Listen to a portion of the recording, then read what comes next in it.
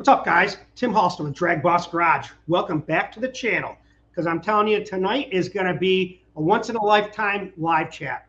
So I want to give a big shout-out to my daughters, Izzy and Elena, the Bossettes. Thank you for giving me the time to be here, because I'm taking that away from you, and I don't want to do that. But I appreciate you letting me come out here and talk with Pat Musi.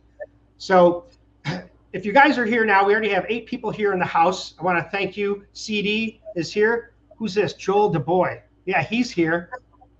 Do you know that guy, Pat? No, Joel. Yeah, I got to look at him every day out my window. So. And Bruce is here. Bruce Culgin. CDB is here. So there's a lot of people here. So I don't want to waste time with a lot of chit chat. I kind of want to get into the meat and potatoes, Pat. I'll give you what I know about you, Pat Musi. And it's an honor to have you here on DragBoss Garage, because you know what? I'm just some little guy out here in his garage that has a passion for engines, knowledge, power, medicine, anything I can learn, I'm there. So I appreciate you taking the time from your family to be here with me, Pat. Thank you. Oh, thank you, Tim. I'm glad. You know, Pat, I remember him from back in the day with the NMCA stuff, the fastest streetcar. Now, back at that time, I was in school, in college, so I wasn't racing a lot then. I didn't have the money. But I remember following you through the fastest streetcar, and I was hooked on that damn Camaro. And I'm a Ford guy. Popeye. I'll never forget seeing that car leave back in the day. You know, it was like Nick Scavo and Spiro Pappas and Tony Christensen. You know, the names just keep going on. Rod Sadbury, you know. And that's kind of what got me into this whole racing stuff, I think. One of the main factors. Now, as far as what I know from you, Pat, you're older than me. I think you're like 73 or somewhere around there, 72? I'm 73. 73. So I'm 60. So you got me by a few years with that white hair you got there. Yeah, white. Remember, not gray. It's white now. I get it. And but I read some stuff about you in 1970 is kind of when you got your passion, 69 or 70, because you had a shop behind your dad's business at one time. I read. Is that true? That's correct. Yeah. And that was our. I worked for him. He built diners all over the East Coast. So I worked for him during the day. At night, I had like a little speed shop. It was fast speed, and I'd go work on my cars and. Started out street racing until I lost my license. I said, well, this ain't going to work. We need to go to the drag strip. So that's. What car did you have? My main car in '70 had a '69, a big block Corvette that I worked on. That was like motor in and out, L88s back in the day. You know, you could buy them over the counter. You know, it was a great time, you know. And I'd go to Queens. There's a place called Connecting Highways. And they'd have 100 cars. We'd line up 100 deep, shut the highway down, and we'd race all night long, all weekend long. So really, it was a great, What was it like? Were the cops, weren't they around, or did they care? Or they didn't. They tried everything. They turned the water hydrants on us. They just the way it was set up, the way the highways came together, and we had so many cars backed up they couldn't get to us. And we had our little off ramps. We had spotters, you know. Never got caught. I mean, I really don't know many that did get caught, you know, on the street racing. They kind of, it was a different time, you know. I don't own street racing. I really hated it when Lizzie had to do it, but that was more of a protected deal. This was the real deal. We were out there illegal as hell, and we were racing licensed cars on the street, you know. So L88. Now, did that have iron heads or aluminum heads? The first ones had iron heads, and we went to aluminum heads. And then when I ran Pro Stock, they finally took that head and put a deep port in it, which we were welding the round ports up at that point. But that's how it evolved. So you're making a rectangle port then, is what you're trying to make back then? No, we did a deep port out of it. Really? If you can picture a deep port. Yep. What are you kind of right here there, what you got in front of you, you know, raise the port. They had to do that because the steel you couldn't weld up. So they would put that and then grab the short turn and make it longer. It's kind of the way it went. What were you running? Like the old Sunoco 260? Yeah. I showed you a gas pump. I only got one. I got it about 2 years ago. I've been looking for 10 years for an original 260 pump. That's what we street raced out of. You'd pull up, you'd turn it on 260. Mine's still marked at 52 cents a gallon.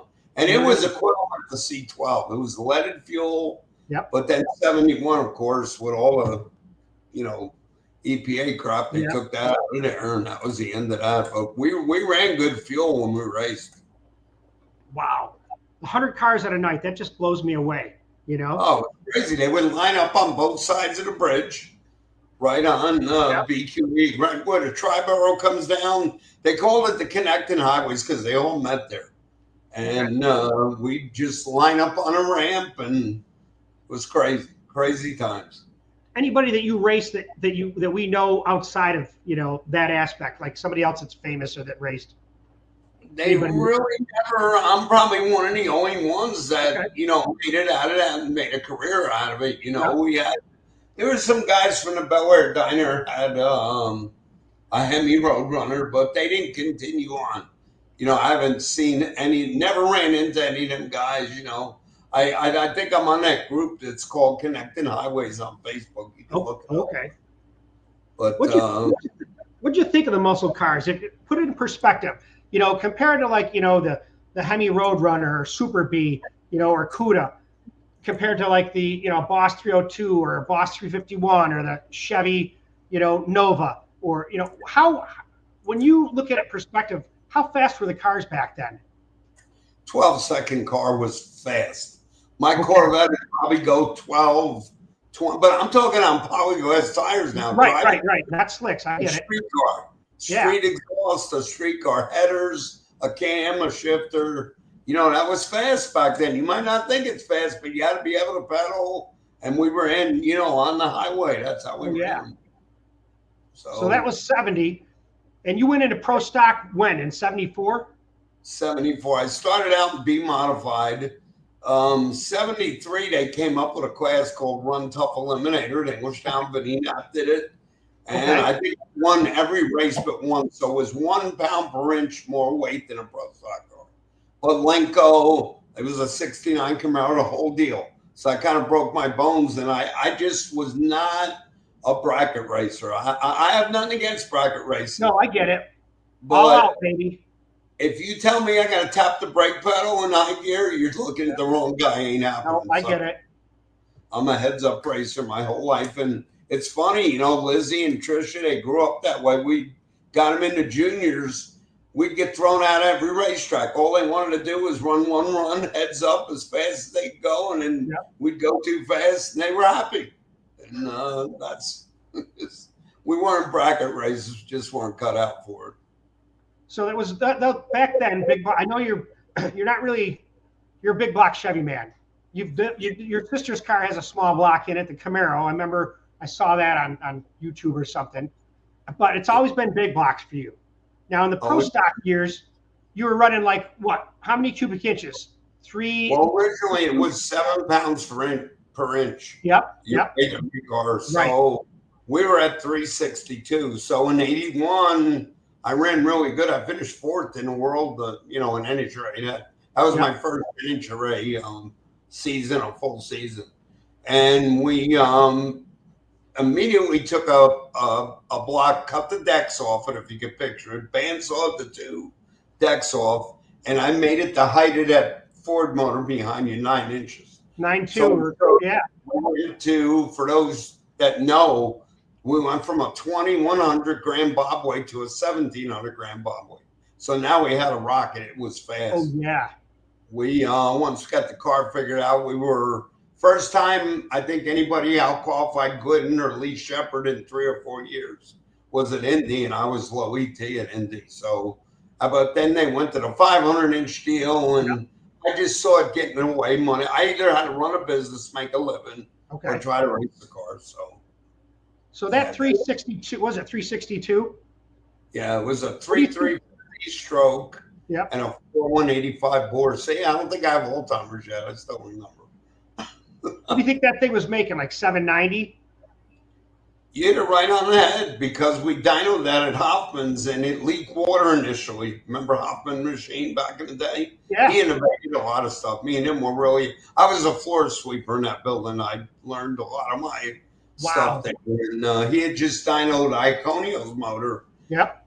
And I looked over him. I said, what do you think? He said, well, if I was you, if you could fix the water leak, I'd be heading to California. And sure enough, I run it up. First NHRA race ever.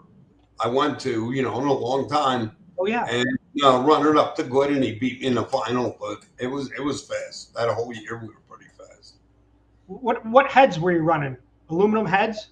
That was the aluminum head. At that time, EPD was doing my head. It was Olson, Larry Olson. I don't know. Larry Olson, I know him. I had him on. Great guy. Yeah, great guy. And we worked on it. We had to move valves in. A lot of work. I mean, everything was made by hand. Remember, there was no Dart. There was no Brodex. You had to go to GM or the junkyard, find a good block, and you had to build your motor. So it was a learning curve. That's where all the innovation started happening. You see it Dart now, or you see it Brodex or whatever. But we were on the ground floor, all of us, all the older guys anyway. So. Yeah, Larry told me, I had him on for a live chat too, and he told me that he was one of the first guys to use a mill to port the heads. Yeah, it's pretty amazing history. Yeah. So, who have you raced then? Let's stay in that era now, 70s. So then you got Glidden, you got Shepard, Sox, Dino. Who are the guys that you raced that you can remember racing? Well, I did a lot of match racing before I went to NHRA, like 74, 75, 76. Yep. I had that Monza, was just unbeatable. And back then, a mount motor was 512 inches. Can you believe that? No, I can't. Now we're up to 1,000 inches, our Pro Nitro stuff. Wow. So, I worked on that stuff myself, always did my own stuff, never bought a motor from anybody, We went 795 at Englishtown. The next car closest was Nicholson at like 821 or something. I mean, I just had them up against the fence. So we ran good. I ran Jenkins a lot there, match races. So one of my best periods in my career, let's say, is I got to read about those guys in high school. Then I got to race them, and then I got to beat them. And those guys aren't around now. Those days are gone. You'll never get them back. But never. I look at that like a pretty good time we had. Good time period. Say from 76 and then to about 81. So what happened in 81? Honestly, that helped me. There was a guy in town. His name was Joe Folgore. He ran Pro Stock Bike. Come walking in my shop out of the blue. He said, I've been watching your Pro Stock deal, and I know it's stuff out there. If you had an unlimited budget, could you beat Bob Gooden? Because he was #1 car, on top. Yeah. I said, well, we all put our pants on in the morning the same way. I said, but it's going to take somebody running my business. Yeah. I can't think about my business. I got to dedicate the whole deal to that car, that deal. And we run it up at Pomona. We run it up at Gainesville, but it just didn't work out. Partnerships sometimes. And that deal, me and Joe were he died from COVID, but good guy. But I didn't get along with his wife. His wife was like Attila the Hun, I'd say. But if she's alive, I'll tell you to your face if you get on here. So, me. I had no filter. So we didn't get along. And she was the boss. He was probably all of 5'6", 7", and she was 6 foot, and she was stout. So yeah, I dig it. Yeah, that's a funny thing that we had talked about before, because Pat and I have been talking about this. And the funny thing, I named it Live Loud and Ain't Holding Back, because that's one thing that Musi ain't doing. He don't hold nothing back. He's got something to say. He ain't afraid to say it. And that's what I like about you. We had a great rapport where we think along the same lines. And it's just when you have a person that you click with, man, it just hits. And one of the things that I read about you or saw about you is the fact that you said that you're an engine builder. Now, Warren Johnson told me this whole story too that kind of relates to this. See, there's engine assemblers, and then there's engine builders.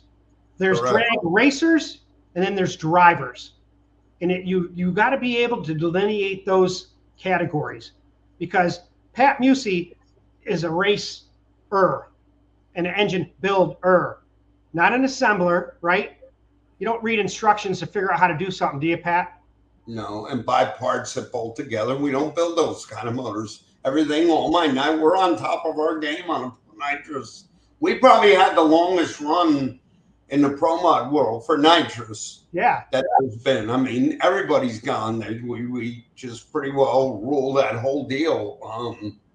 But we worked hard. You know, we worked hard on that whole program. Ricky Smith came on board with us when I was still in Jersey. Started out. You know, it takes not only me. I can give everybody the best stuff, but it takes a good group of racers. And now we got Fred Scribba just won a championship. Tommy Franklin and his family, Amber's driving. We got really good customers that listen and run my stuff, and you know they respect what I do for them, and it's a good relationship. But it takes that also, not just putting out a good product. You know, you give it to the wrong hands and you don't look good. So for somebody to step in and try to challenge us, it's tough. Okay. I mean, a key word there. Like I said, we all put our pants on the same way. So if you think you got something, bring it. Come to a PDRA, see what you got. But one thing I will bring up on the show is I am not the guy that wants to run a blower car or a turbo because I come from Pro Stock. This power adder, trying to combine them, you'll never have parity. It's impossible. I told Larry that. I told the new owner of IHRA, and you see they split it. PDRA has it split.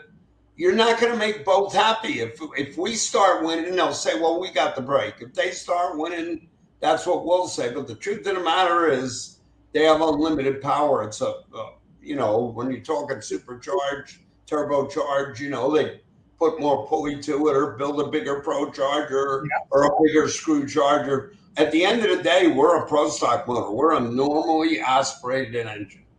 So we can only get so much nitrous in it. That's the reason for the bigger motor. If it wasn't for that, we'd put a 350 Chevy in and put 4 bottles at it. It doesn't work that way. It works off of displacement. And so you guys should kind of get a little idea. Joel, you're talking about our head guy. He worked for me a long time now. He gets it now. You know, in the beginning, well, we need this with Joel. It's all about how much we can get in there. Don't worry about the port being too big. And he's really come a long way. He understands it and he gets it. I mean, we got a hell of a crew here, so, and a good customer base. Do you think though, like I go back to NMCA days, like 95, 6, 7 in those times, do you think that when they started letting in the turbo stuff, do you think that the rules, when they started bringing that in, do you think that kind of brought that class down or kind of drowned out? I think Tony Christian, God bless you, Tony. You're up there, buddy. I know you're listening. We were good friends. If you watched the show, Horsepower TV, you thought we were fighting after the races, but we'd laugh about it. It was a show. I mean, at the end of the day, we're entertainers, you know, with that deal. When TV's involved, it's a little different, you know, but we did work hard. When we went up there to race, we ran hard. I said, Tony, at that time, you had NMCA and NSCA. NSCA made it so tough on the turbos that they couldn't compete. NMCA didn't agree with us. They thought they knew it. They were the engine builders. They didn't know the potential of the turbos. It's Tony. You had a guy, Bob Rigger from California, unlimited budget, goes to Deltweiler. He's kicking our asses. That's Tony. Listen, come run NSCA. Me and you are the show. It's just like Tyson and another boxer. If he don't have anybody to beat, he's a nobody. Nobody knows who he is. Exactly. Let him go out there and beat his brains in. Don't go. I'm going to beat him. You'll see. You know, he never beat him that whole year, Tony. Really? Never. Until they finally realized the potential. But by then, the deal kind of fell away. I really think, you know, all they talked about was the red and the green car. You know that back in the day. I mean, yeah, you had other cars. I get it. You had other good names, but I really think me and Tony, that's your little girl. How you doing? That's my daughter Elena. Say hi. Pat Musi. Hi. Do you ever watch Lizzie when she was around? Did you ever watch her? You remember her? Street Outlaws girl. Remember? No. Oh, her older sister was her. Okay. Are you shy on camera? No. You're not? No. But anyway, getting back to your question, the answer to the question, yes, I think it killed it. Horsepower TV went away, and That's another thing. You know what made Lizzie's deal, you need TV. There are so many different sanctioning bodies now. They're all struggling. They try to do these live feeds, but the TV, the Discovery Channel did the Street Outlaw deal. The Horsepower TV did mine and Tony's deal. So that's a really important component you need to make a sanctioning body complete. And that's what, but it's expensive, you know, so. What, Popeye, what did that car, what did it have for an engine? 555? No, back then we were allowed 648 inches was the max. What was it? A 648, a little bigger than the 632. Yeah, okay. And we could run as much, but back then we called them the learn while you burn. We were just learning nitrous. I was a pro stock guy, you know. Although there were some pro stock guys we'll get into later that learned way before I did about nitrous. I'll tell you that. But you know, I had to learn about the nitrous, how it really worked, and we burned up a lot of parts. Me, Tony, we called it the learn while you burn years. So, I mean, that's just how it goes. You know, you gotta break parts sometimes to figure it out. But sure, I think we really figured it out. We know how it works. Mike Thermos, you mentioned, was a real great friend of mine. He's still around. We still talk. He's a great guy. What? How much were you spraying, Popeye? How much were you putting to it, nitrous wise? Back then, 3 stages was a lot. Right now, on our pro nitrous stuff, we're 6 stages. I mean, to give you an idea, we make 1,900 to the rear wheels. I get these numbers. That's on our engine dyno. That's as high as we can go. Yeah. But they spray them on the hub dynos, and guys have hit 32, 3,400. Wow. But while you're on that subject, you take an average screw, any Joe Blow goes and buys the parts, makes over 4,000. A turbo makes close to 5,000. Yeah. Well, how are you going to make that even? Tell me. Can't. And the fans don't know that. You know, they're looking at, well, we want to see the nitrous cars run the blowers. Well, I'm the kind of guy, I don't want to get outrun by the rule book. So that's why I shy away from these races, you know, where they try to combine them. Thank God we got PDRA. Larry's listening. They separate them. Hopefully he'll have more cars as it grows. You know, I hear there's already 9 nitrous cars there. So we got our places to race, you know. So we're nitrous is still alive. All my grudge guys, listen, I can't do any more work. So they said, oh, what's Pat going to do? Well, first off, I'm 73. I don't have to work if I don't want to. That's first. Second is I value my customers, so that's why I still do it. But we're so busy, we can hardly get done what we got to get done. I mean, I've never, you dream about having this much work, but we got a lot of work. Nitrous is still alive. There's still, I got nitrous customers that will quit before they go to the other deal, because that deal requires, so here you go, here's a whole other subject you can bring up. A nitrous car, I could send the guy out there and they can run it themselves. I give them a little training on their keyboard for the fuel injection. I give them a baseline tune-up. A blower car needs a whole army out there. You need 5, 6 guys. You need a tuner. You got to pay. I mean, it's easily 20, 25 grand a race. Well, how many guys can do that?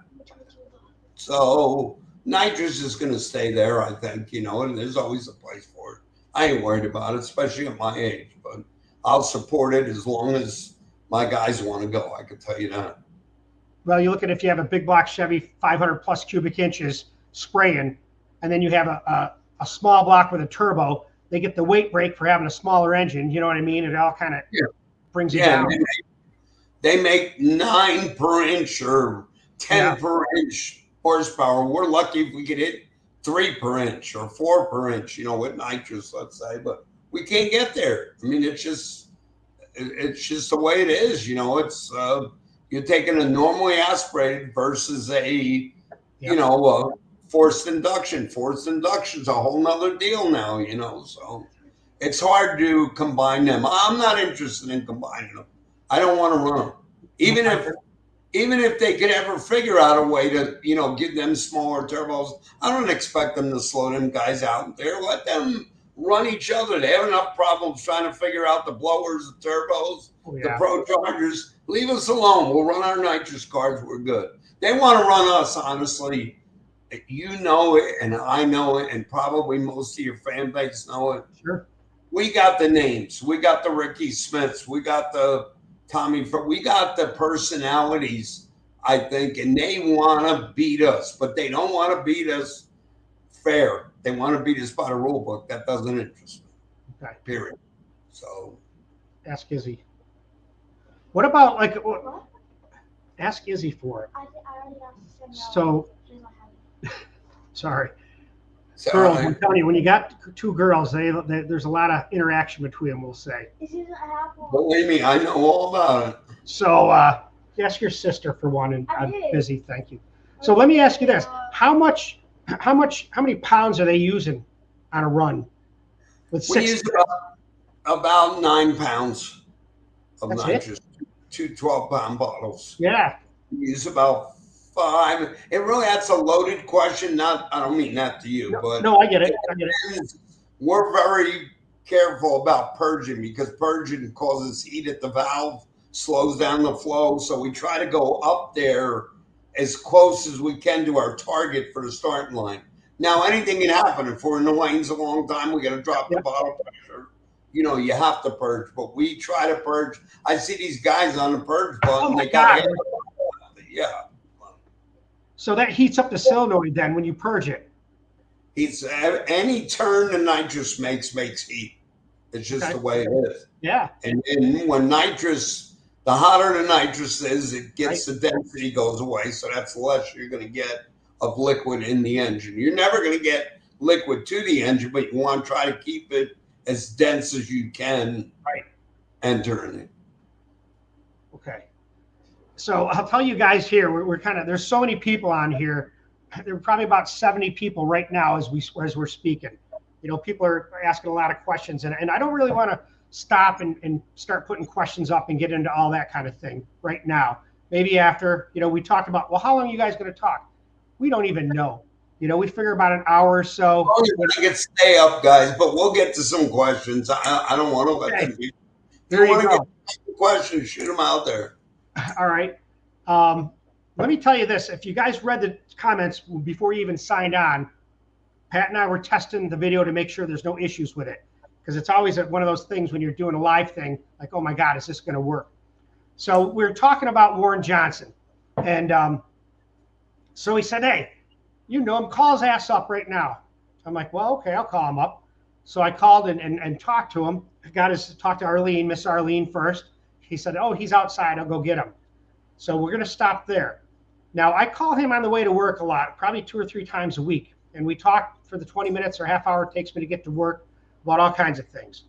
So one of the things that we were talking about, and I think this is a hot topic because it's how you made your living, is nitrous. So we're talking about nitrous in pro stocks back in the day. And you guys all know about how, you know, Rusty Glidden came on and told the story how they had used nitrous and proved to NHRA that it could be run without anybody knowing the system or finding or detecting it. So I have a whole video on that, and you guys, I'll put a link on here and you can see that at your own leisure. So I had talked to Warren about this, and here's what he told me. He said, way back in the day, you know, after Wayne County, we all know who those guys are, aldermen and those guys, got broken into. He said a guy named Al Neal called him up. Now, Al Neal, I don't know if he still does, but had worked for Brodix at one time. Came up with the Brodix Neal head, which is a Ford canted valve head. So he said, the guy called me up. I never met him. I don't even know who he is. So he called me up and said, would you come and look at these engines? And Warren's like, well, yeah, okay. So Warren told me he drove 4 hours to this guy's place to look at these engines. There's 3 of them. He said that one of them had the carbs off and the intake open, and other ones were somewhat disassembled. And he said, well, what do you think about these engines, Warren? And Warren went over and looked at it, and he's looking at the intake. He said, took his hand and he put his fist into the intake runners. He said, there's no way this thing made power naturally aspirated. No way. These runners are designed for either a power adder, either a blower or spray. And that's all I'm going to tell you. So he told this guy, Neil, that. Now, I don't know what else. He didn't get into the stories or anything like that. So people have said, well, we know that those guys ran nitrous. They got busted for it. We know that, you know, Orendorff and Ekman had a tank in the oil sump if I'm not mistaken. Actually, Warren City was pitted right next to him, and the thing blew out and went underneath the trailer. So one day when I had talked to you, Pat, a few months ago, because we talked about probably 4 or 5 months ago, and we've kind of went back and forth, and this is the first time we've been able to hook up. And you had told me a story about this. And I want to bring this into play because it's kind of interesting to hear what Warren saw, and we're going to tie it into what Pat saw and what Pat knows. So how did you get involved with this? Well, it's a short little story, and I'm 73, and I've held back not to hurt people's feelings. And Joel said, watch out, you're going to get sued. I'm not going to get sued. I have the proof. The motors are still here. So what happened was our boy Mike Sullivan and the rest of the Wayne County crew, they did that break-in or whatever. No, I can't say that. I don't know if they got broke in. Yep. They got broke into. So my guy, Frank Brandell, who's let Lizzie drive his car to Stratus, that was the Stratus was owned, lived in Curacao. Now, Curaçao's an island. It's ABC, Aruba, Curacao, Bonaire. So we became really good friends. He says, hey, I just bought out Wayne County. I said, what do you mean you bought Wayne? They got broke into. He says, no, they jammed all that stuff in a container because they didn't want anybody to see it. And when I told them I was from Curacao, they were all over me. I bought it really cheap. Will you work on the stuff? So my ears went up. I said, sure, I'll put them together. You know, he does bracket racing over there. Yeah. So here comes the container to New Jersey, to Carteret, what you said. So I had all the pictures that were in the starter pad broke off. We dynoed that engine. It's a bomb. It wouldn't run. There's no way that crap would have ever ran without nitrous. I could guarantee you. I don't know how they were putting it in the engine. It was induced above the carburetors. That much I can tell you. There was no inlets, you know, where people think you need solenoids. You really don't need much to run to make 90 horsepower. And that's all it took to go from 17 to low ET. That's all I'm going to say about that part. Okay. But so anyway, I'll finish that little story up. I grabbed Mike Sullivan, the PRI. I said, Mike, I got to talk to you. He said, what do you want me to see? I said, I need to talk to you. So I pulled him to the side. I said, you know, all that stuff you thought you were going to get out of the country from the break-in, you know where it's at right now? It's at my shop.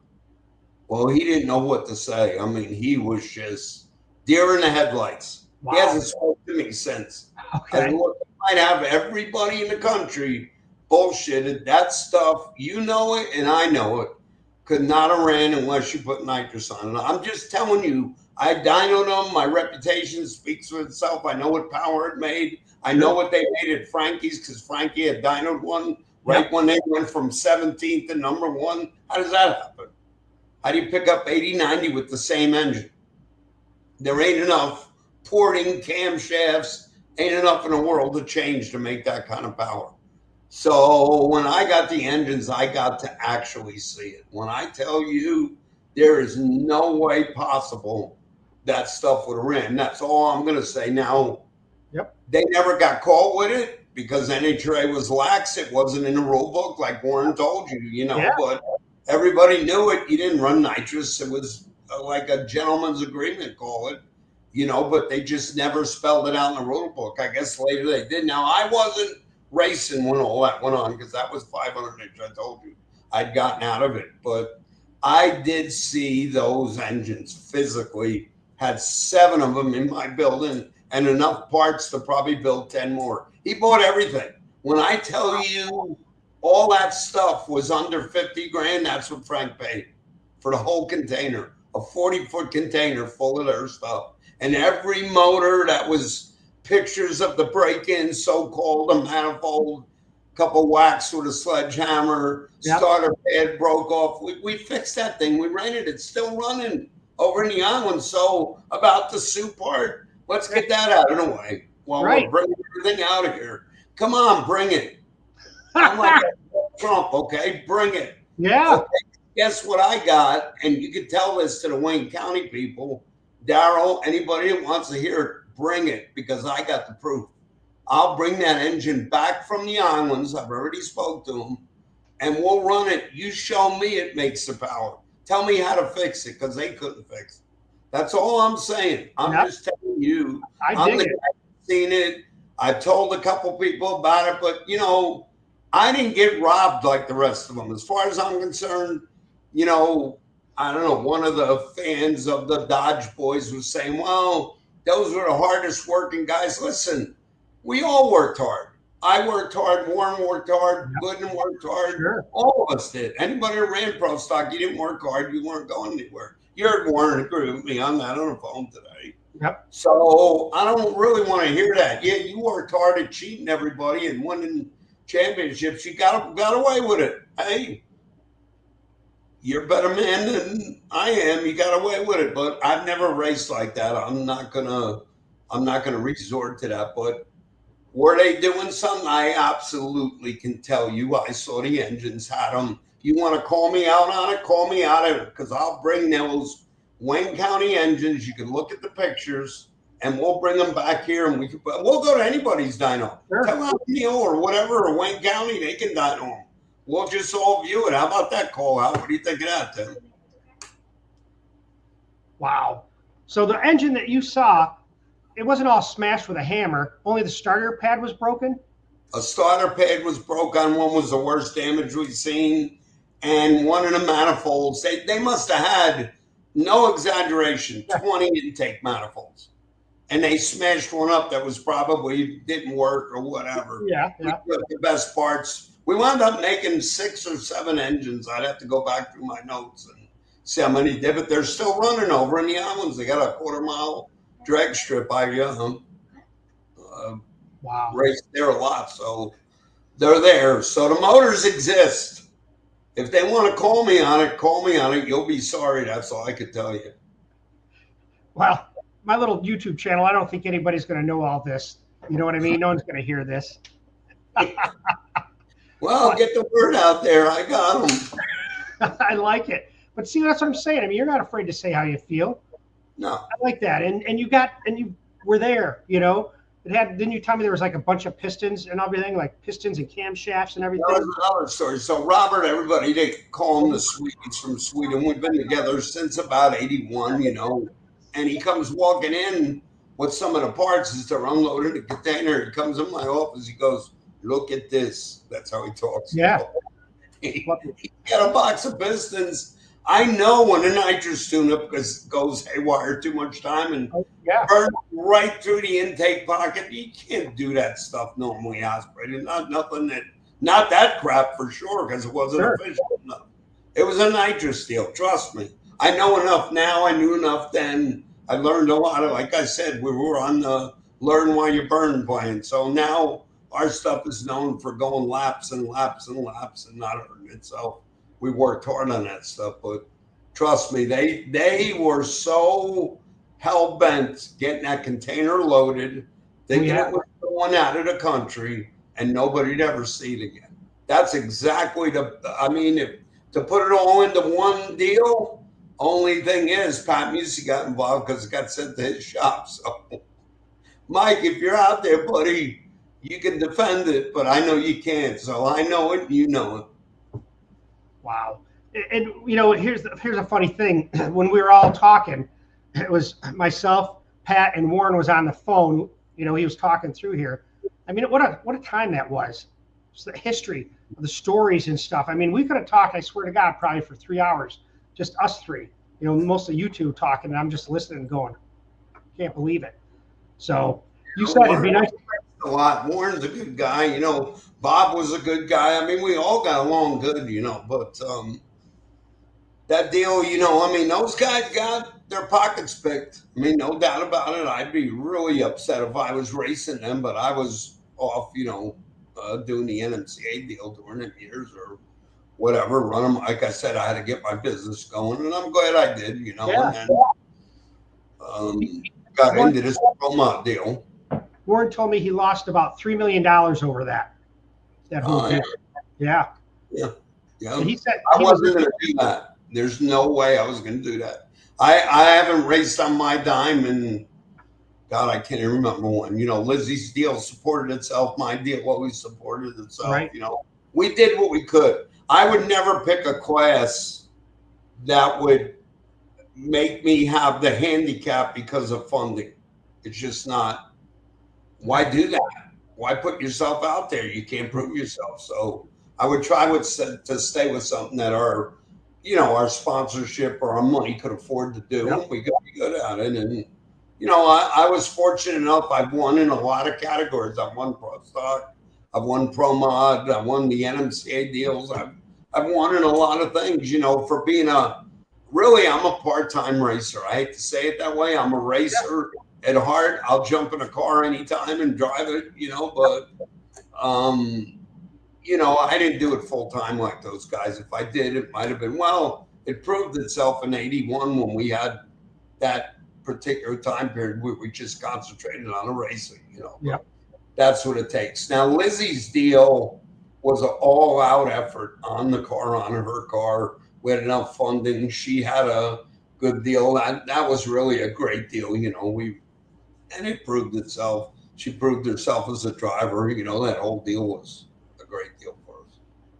And we had talked, I gave you my condolences for that, and we respect her. A lot of guys are mentioning her too. So, we're sorry for your loss. We appreciate that. We appreciate all our fans. I mean, I never seen anything like it. That kid affected people all around the world, not just here. It's crazy. We just come back from Italy with my hometown. We did a mass for her and brought some rashes there. It was really a nice deal. So, and she set a lot of records too as a female racer. Yeah. Like at PDRA, I think top speed nitrous was like 209.32 something mile an hour. It's still there from think 16. She's still got it. They can't get back to it.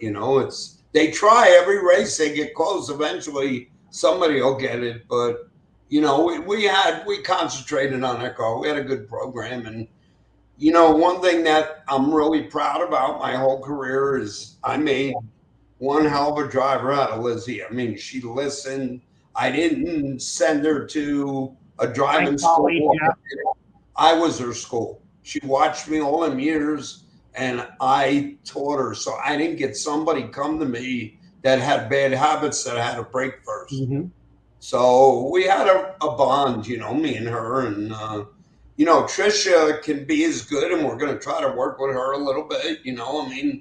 That's what makes it for me, but bringing, her to the point we got her to was pretty good feat. I mean, Ricky Smith made a comment on driving. If he had to pick a light driver, it'd be Lizzie, He had a lot of respect for Lizzie, She ran him. I think she beat him once. He beat her once. They ran each other, but they were good times, So when she was in the Pro Nitrous deal and then she went over, I think she was the only one to really take Ryan Martin out on he was kind of sick of her, of that deal. We went over there and kind of got that whole deal moving. They caught up eventually, but we had a pretty good run there in the street outlaw deal. She ran good. She almost won the last race. The last deal was Rochester. She run it up at Rochester. Okay. The tire just come off the car in high gear, got out of shape, and Justin Swarstrom wound up getting around her. But she had that race won. We were the fastest car all day. But that's racing. Right. We don't talk about that. You beat me, Now that was a combined deal. So I sound like a hypocrite here that I wouldn't do that, but that was a TV show, number one. Yep. Number two, that's the cards we were given. But what gave us a little bit of a playing field there, parity, is the racetrack, the no prep. Like they all said, it's really prep. It wasn't. Trust me, those tracks. Okay. We had a whole new learning curve to learn there, So that kind of gave it a little more. They couldn't get after their cars like we could down low. Down low, the tracks were pretty good, right. And we could get after ours, get in front of them, and try to hang in there, So it was pretty close racing. But now they just have no rules. I don't hear much about it. The TV's gone, so it's another deal that's going away. But so you have three daughters. Yes. So where is Lizzie? Is she middle or youngest? Lizzie's the middle. Yep. Trisha's the youngest. Yep. And then my older daughter, Rose, is, geez, she's going to kill me. I think 44. She's up in Jersey. She's got a good job with Penske. I'd love to get her here. She worked with me the whole time in Jersey, you know. But okay. really never wanted to race. That was a little Camaro we got ready for her. And yeah, the silver one. Yeah. She comes and visits. One of these days we'll get her to come to North Carolina. You got to get out of New York. What are you doing there? How do you pay the taxes? Oh, it's terrible, man. You know? Hey, everybody said, why did you New Jersey? They ran us out without guns. They didn't even need guns. It's all with the numbers, man. Yeah. You know? Oh, yeah. I mean, I told you I was from New York, but when you talk to a real New Yorker, upstate New York, Syracuse, you're not really a New Yorker, you know, unless you're from Queens or the Bronx or something like that, you know? Yeah. And, wow. Let's see. I'm going to introduce a few people here and kind of see what they have to say. Okay. Here's a guy, Nigel Powles. Good to see you. 9 a.m. here in Sydney, Australia. So it's nice to see you here. We got a lot of fans in Australia. Lizzie's got a lot of following there. So shoot the question at us. Let's see what we can find out here. Eric McMahon. I saw Pat run at Fat Tuesday, Hattiesburg, Mississippi, around the year 2000. He shut down in the 8th and coasted through the quarter at 175 miles an hour. And that was probably true. He's about right. You know, that place was pretty sketchy in them days. We went there twice, and the 2 times there were 2 gunfights, for real gunfights. Really? One of them, they were fighting over a dice game, had a car chase, the whole deal. And the second one, some guy had a problem with somebody at the food stand and emptied it. My guy, Bobby, goes over there. I said, Bobby, what's up? I don't know, man, but he's leaking out of a lot of holes. He ain't going to make it. So, wow. That was a pretty sketchy little deal, but it was fun. I mean, what do you do? I had to tell my one guy, the guns are going off, and he's looking around the corner of the trailer. I said, get back in here. You're going to get hit with something. Just stuff, you know, it wasn't funny at the time, but it was crazy. Well, you think about it. Just go back to the days when you were racing pro stock. You saw fist fights. Weren't there fist fights back then? I mean, there was real fights, not this yabbering back and forth, weren't there? No. There wasn't? I've had mine. I mean, everybody's had them, you know. I mean, everybody kind of knows my deal. I mean, look, I one golden rule I have, I treat everybody like they treat me. But you want to disrespect me, I'm coming. Listen, one of us is going to go down. That's all I can say. I've been I'm a old New York street fighter. You know how that goes, you know. So hell yeah. It just how it goes with the territory. I don't condone it, you know. I just try to stay in my own lane. I keep my head down, but God, it's always somebody wants to challenge you once in a while. So you ain't afraid to throw down when you need to. No, I told Tony Christian when he was still alive, we'd be afraid, and he goes, Pat, you got to slow down. You're 70 at that time, 3 years ago. Let's say he was still alive, or maybe I was 69. Yep. Don't look. We each got one good swing in us. One. We got to make it count. That's all you got to remember. That's it. They're not going to expect it. Just get that one good one. If they get up, then we start running. So we laugh. Nigel Powell says, here in Australia, your car can get crushed in some state by the law when busted. So. Yeah, I mean, they got some places here. He's right. You know, I mean, and I've heard that, you know, they got some places here in New York, they started doing that, and that's a bad deal. That's why I absolutely don't condone street racing. I started my career, but you got to remember, Nigel, it was a whole different time period. We got to wait. There were no cell phones, no cop phones or whatever they had. So it was a different era. But, you know, when Lizzie said, oh, we got to go out and race on the street. But those deals, they rent the highway from the county or whoever. Discovery would rent it. And there was, you know, the road was shut down. So it wasn't really racing on the street. I don't condone it. Take it to the racetrack. I agree with you 100%. These kids, that's what bothered me a little bit about it. And I always try to say that, you know, don't believe it's real and it's on the street, it's not. It's, yeah, do guys cheat and go out and test when the road ain't rented? Yeah, they do, but that's on them. You know, we try to steer away from that all we can. I'm not a fan of that. You know, the no prep kings at the racetrack I was okay with, but the street deal I'm not. And believe it or not, the producer at Pilgrim, they were all 4th Street racing. JJ the Boss hitting his wife. They almost both died. They loved it. I mean, you know, I'm really, that ain't my cup of tea, you know, I mean, but I was there to support Lizzie and make sure she was safe, didn't get hurt, and that was the whole deal. But yeah, you're right. I've heard about that. And probably, to be honest with you, nobody wants to hear it. That's what it takes. You know, you take their cars if they're on the street. There's plenty of racetracks to go get and race somebody. And that's what we have down here in North Carolina. A lot of grudge racing goes on. Just take it to the racetrack. How hard is it? Why do you have to go out on the street and do it illegally? It's just not the way to go. Like, you seem to have a huge customer base, pro mod base. Do you? I mean, it's got to be service. Service is probably key. When someone calls, you return a phone call. You talk to them. You go to the track, right? Don't you go to the track to a lot of your customers? Do you go with them? Yeah.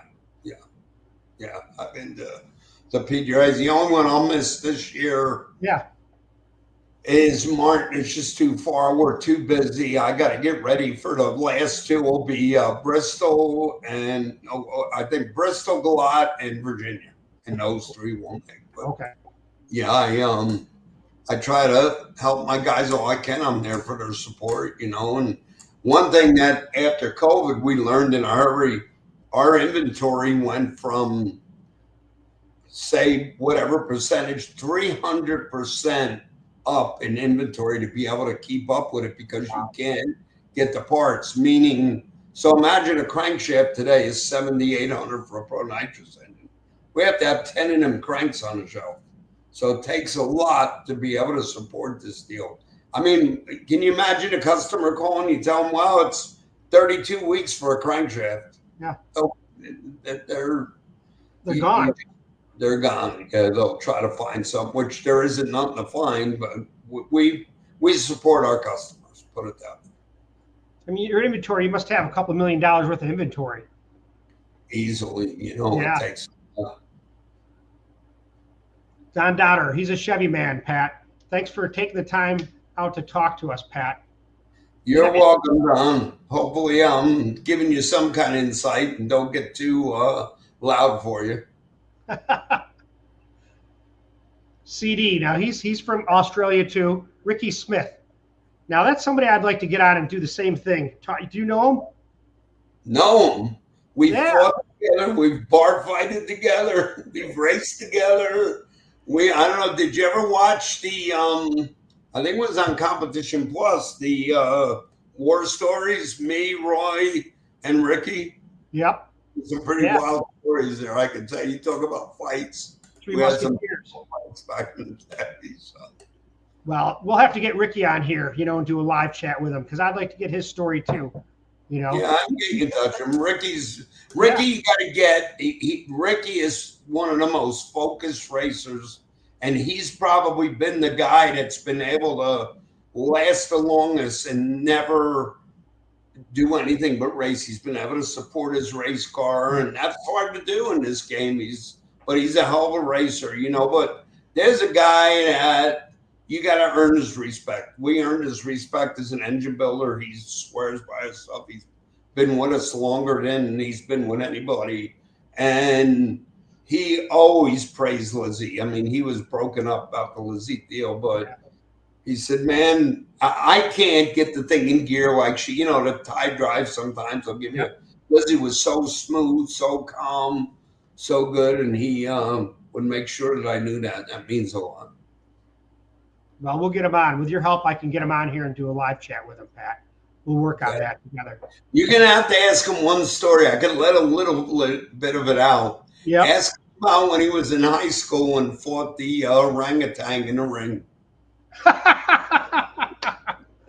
It was $50 if you beat him. Needless to say, didn't get the $50. I'll let him tell you what happened.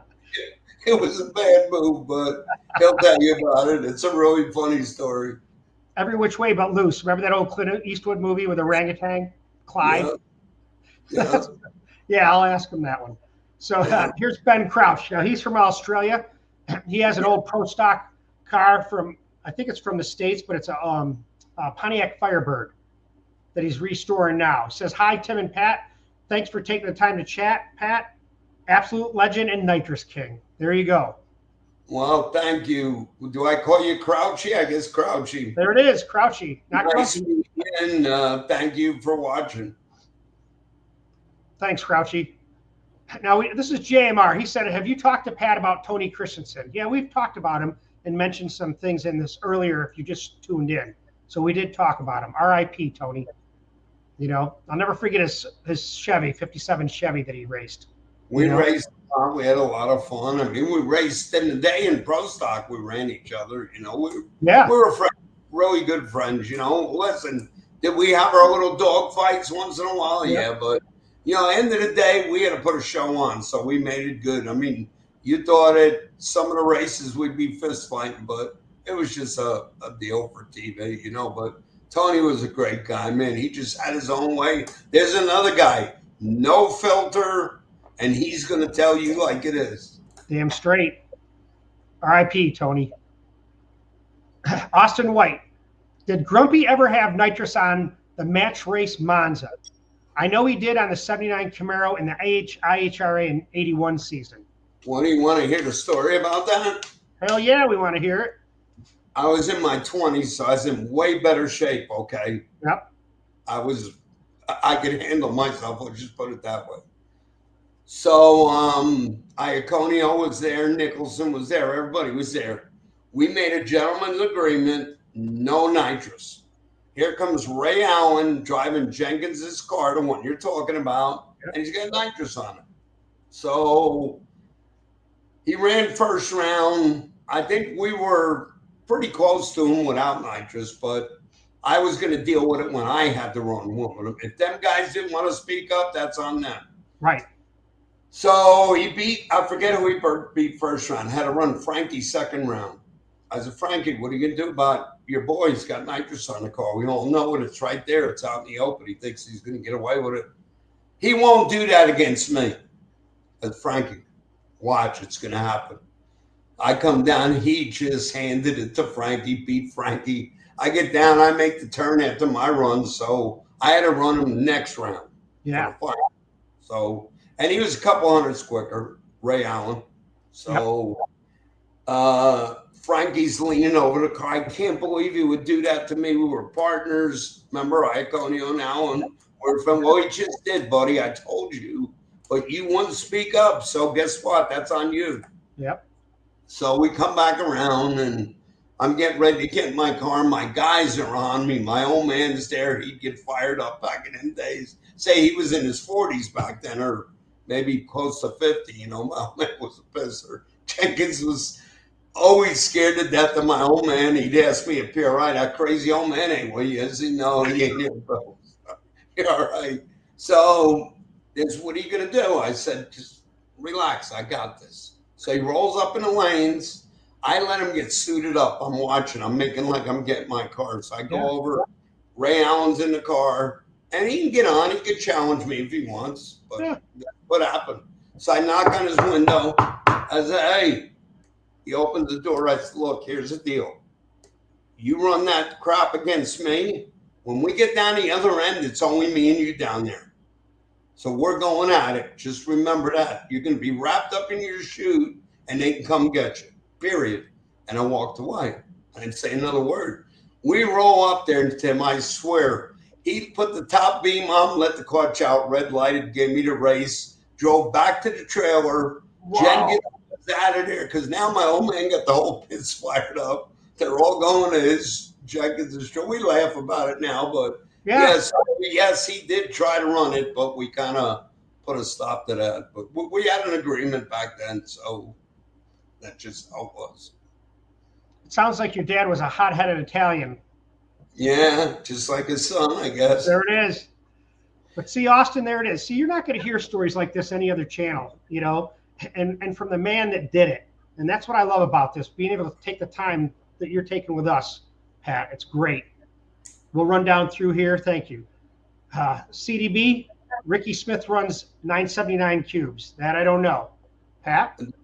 He actually runs a 959 in NHRA because it's quarter mile, which is a 6-inch stroke.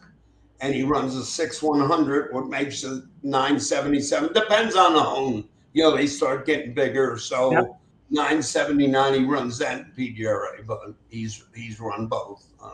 But his NHRA stuff, and I got to tell you, Ricky's pretty fast over in NHRA for a nitrous car. There, they've got the rules pretty damn close, you know, but it's still a tough battle. You know, you get something that will enlighten your fans is, we might run with them in the night session, but in the daytime we slow down 3, they don't, and then they got us, you know. So it's tough. Like I said, I don't want to sound like I'm crying about it. I just have no interest in running anything other than what I'm running. Right. Because I don't want to get outrun by the rule book. I want to get outrun by the same parts. Put it that way. Makes sense. Nigel said he's going to work. It says, at work, they can't appreciate a legendary podcast. Great work, Tim, and thanks for your great work.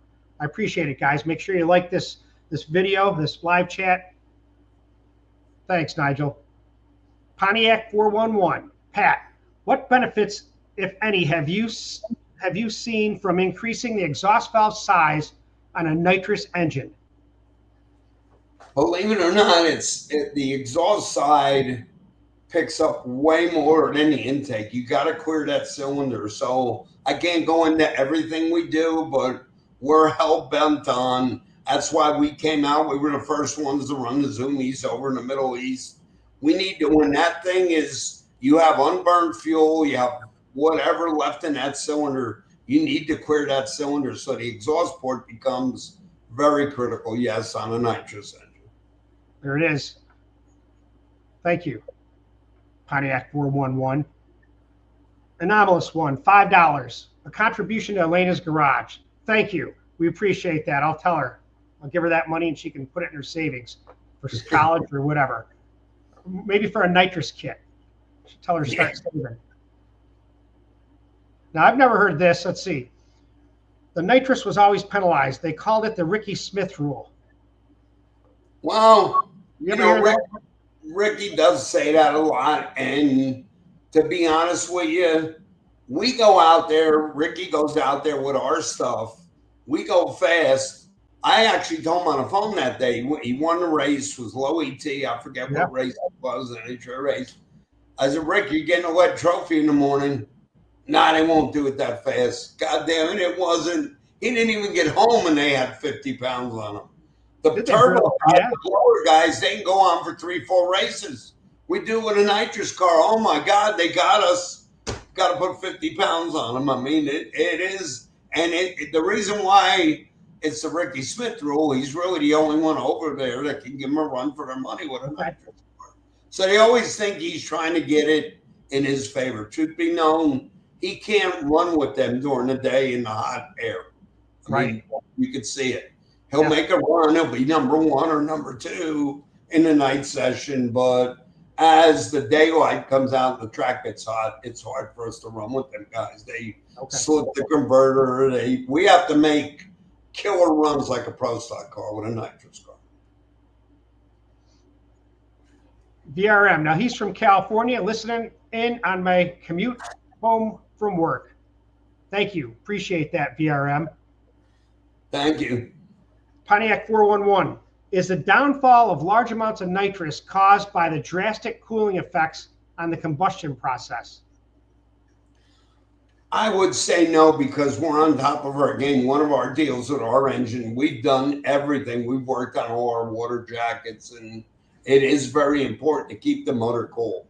A lot of these guys make too long a burnout, get heat in the engine, get hung out. Yes, it does affect it, but the main cause for, large amounts of nitrous, when you exceed the amount of nitrous that intake valve can pull in on a charge, because it's normally aspirated. Remember that. Right. Yep. Well, then you have it when that intake valve closed. Now you get this little plume in the plenum. So now it starts picking on any hole that the intake valve is open, if that makes sense. So Yep. now you get more night. That's why guys, well, I only burnt up number 4. Well, that's because number 4 happened to be the one that picked on, but that's from oversaturation of nitrous, more than the motor can handle. That's why I go back. We have our little chart of cubic inch from a 350 Chevy to a 998 of how many pounds an hour we can put through that motor. Okay. It's based on displacement. Really? Yeah. So most of your catastrophic, your bad failures is they don't know how to work on them bad holes and they don't know where to stop. Like I have some guys that just their immediate deal is don't work on your car. They run right to the jet box. Well, there's so much left in these cars, they're finding out now. I always tell new customers, here's your baseline. When you can't go any faster, then we'll talk about putting more nitrous in and, getting it on the edge. Right. And, that's really the whole deal. There's only so much at the end of the day. Remember, it's normally aspirated. So. Yeah, I think people don't think about that being an NA motor. It really is an NA motor. You know what I mean? To begin with, that's how it's built. Perry Ford, God bless and RIP Lizzie. We really miss her. Thanks, Perry. We do too. Thank you, Perry. Eric McMahon, I saw pics of some of Pat's machines in his shop. Very nice. I think you might be talking about the Rottler, because you did a thing on Rottler with their honing machine. I saw that bore and hone machine. Mm-hmm. That's been a big game changer for us. You can't make a straighter, rounder cylinder with a stone than you could do with that diamond. It's been a big game changer this year. I mean, you're going to see that these small shops have got to step up. The machine is a lot of money, but it's going to be hard to compete with that Rottler. I was impressed. I mean, when I heard CNC home, no, come on, ain't going to happen. Well, yeah, they did it. Rottler spent a lot of time. And what a great company to work with. They're here. We get experimental diamonds. We're constantly trying to improve it, so just a good comeback. I bought their surfacer. If you saw in the shop video, it was a great piece, quick setup, for cylinder head surfacing. There you go, Eric. I mean, definitely, there's no doubt that machine work and finish work makes horsepower. Yeah. Going bracket racing. How can nitrous cars make more power than they do right now? At what point is the more cubic inches not going to be worth it?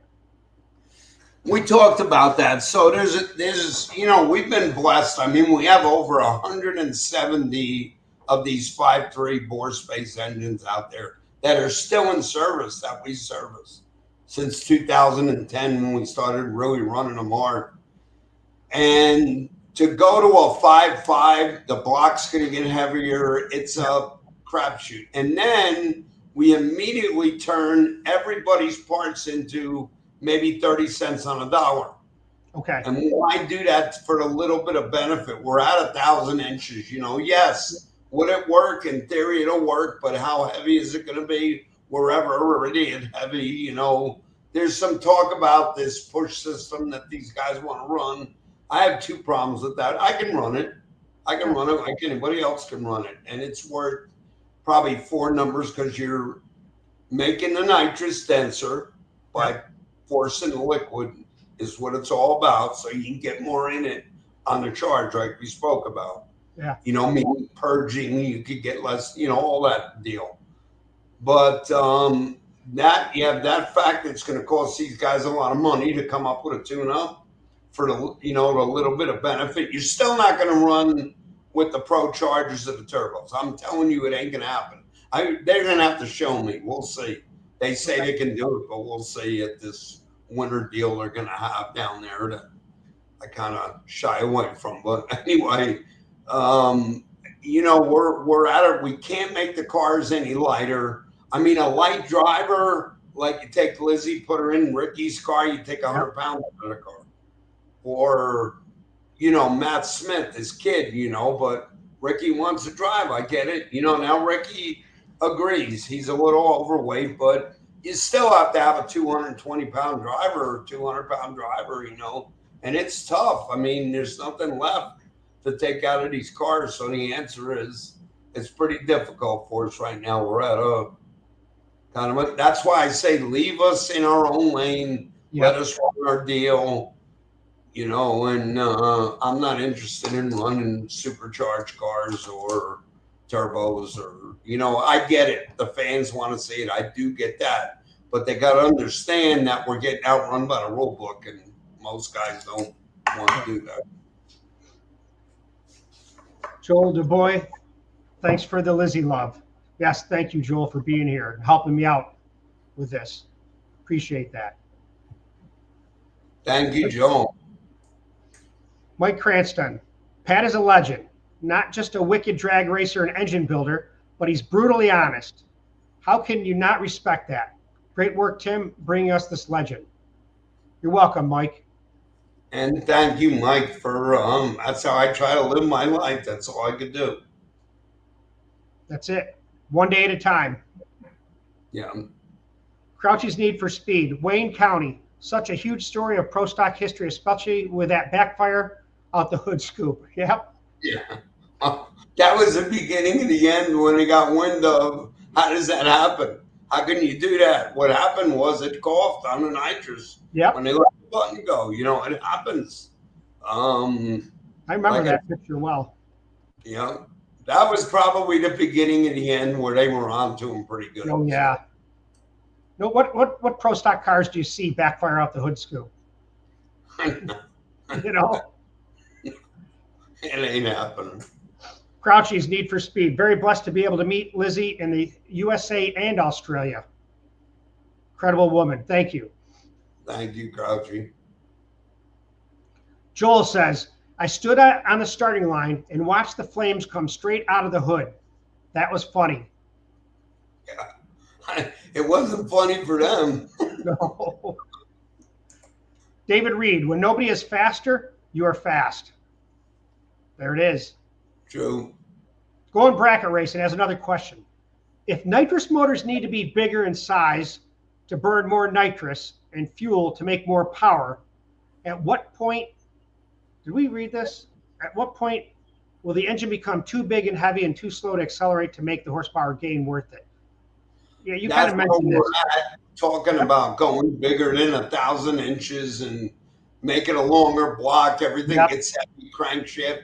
That's kind of where we're at. We're about as big as we can get. And not to mention the financial part. Say we get 10 nitrous racers want to go in and do it, but then we turn all that stuff into 30, 40 cents on a dollar that are good engines right now, competitive engines. So we all kind of, you know, we talked, you know, all of us kind of got together and talked about that. I don't want to see my customers have to spend unnecessary money. Sure. And it would take a year to develop that. And look, I've had, you know, threats from other engines, but we're going to build a bigger motor than you got. Well, go ahead, do it. What do you think? I can't do it? It ain't that I can't do it. Right. I don't want to hurt my customers. I don't want to hurt the class. So that was my reasoning for that. But good question. We're at a pretty big point right now. Joel, we love Rose. Yeah. Yep. Ricky's House of Crap, here from Texas. Good to see you, Texan. Thanks for being here. Thank you, Ricky. Go Fast Racing. Cheers to everyone. That means he's from Australia. Cheers to you. We appreciate you being here. Don Dotterer, how do you know the limit of how much nitrous you can run? We got a chart, like I said, because of developing and running it, you know, all the way down from a 632. We start off 565, 632, 737 in Pro Mod, 903. Then I did a 959. Now we're 998, you know, so we see it. But let's say we didn't have that. Yeah. Me as a tuner, I can see it.